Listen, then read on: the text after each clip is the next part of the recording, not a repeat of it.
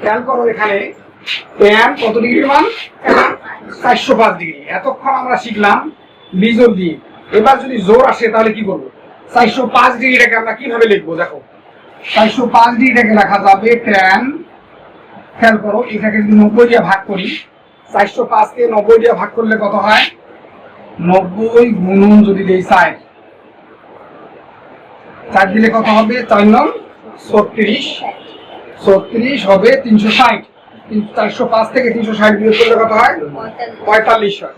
তার মানে আমরা এখানে প্লাস 45 দিব। ওকে, দেখো কিভাবে ভাঙাইলাম। 405 ডিগ্রিটাকে ভাঙাইলাম 90 ডিগ্রি গুণন কত? 4 প্লাস কত দিলাম? 45।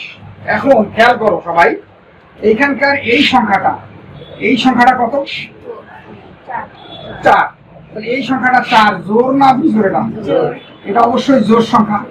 যদি এই সংখ্যাটা জোর হয় তাহলে ত্রিকোণমিতিক এই ফাংশনটা কিন্তু চেঞ্জ হবে না। জোর হলে চেঞ্জ হবে না, তার মানে ট্যানটা ট্যানই থাকবে। এই জোরের কারণে ট্যান ট্যানে থাকলো। এখন এখানে কি আছে? সামথিং আছে না? এই সামথিংটা কিন্তু সরাসরি এখানে বসবে, সামথিং এখানে সরাসরি বসবে, আর এই জিনিসটা সম্পূর্ণরূপে উদ্ভব হয়ে যাবে। tan 45 ডিগ্রি, এটা বুঝলাম না? বুঝি নাই? আচ্ছা, এখন 90 গুণন 4 প্লাস 45, এই কোণটা বা এই কোণটা কোথায় অবস্থান করে? কোন চতুর্ভাগে অবস্থান করে? খেয়াল করো, আমি এইখান থেকে শুরু করবো। কোনটাই শুরু করবো? এইখান থেকে শুরু করবো, এই ঘর থেকে।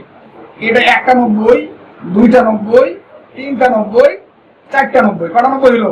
4টা। তারপরে আবার কিন্তু প্লাস আছে, তার মানে প্লাস 45। ধরে নিলাম 45 এখানে, এই পর্যন্ত 45। তারপরে এখান থেকে এক পাক ঘুরে এসে আবার 45 হলো। তারপরে এই চতুর্ভাগ, এটা কোন চতুর্ভাগ? এটা কিন্তু প্রথম চতুর্ভাগ। এই প্রথম চতুর্ভাগে কে ধনাত্মক? প্রথম চতুর্ভাগে সমস্ত ত্রিকোণমিতিক ফাংশন ধনাত্মক।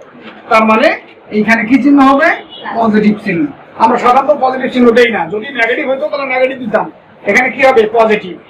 তার মানে দেখতেছি যে কোঅর্ডিনেটের অবস্থানটা, অর্থাৎ কোণের অবস্থান কোথায়, এটার উপর ডিপেন্ড করে প্লাস এবং মাইনাস চিহ্ন হচ্ছে, প্লাস এবং মাইনাস চিহ্ন। তার মানে এটা যেহেতু ফার্স্ট কোঅর্ডিনেট বা প্রথম চতুর্ভাগে, তাই এখানে কি চিহ্ন হলো? পজিটিভ। tan 45 ডিগ্রি, tan 45 ডিগ্রির মান কত? 1।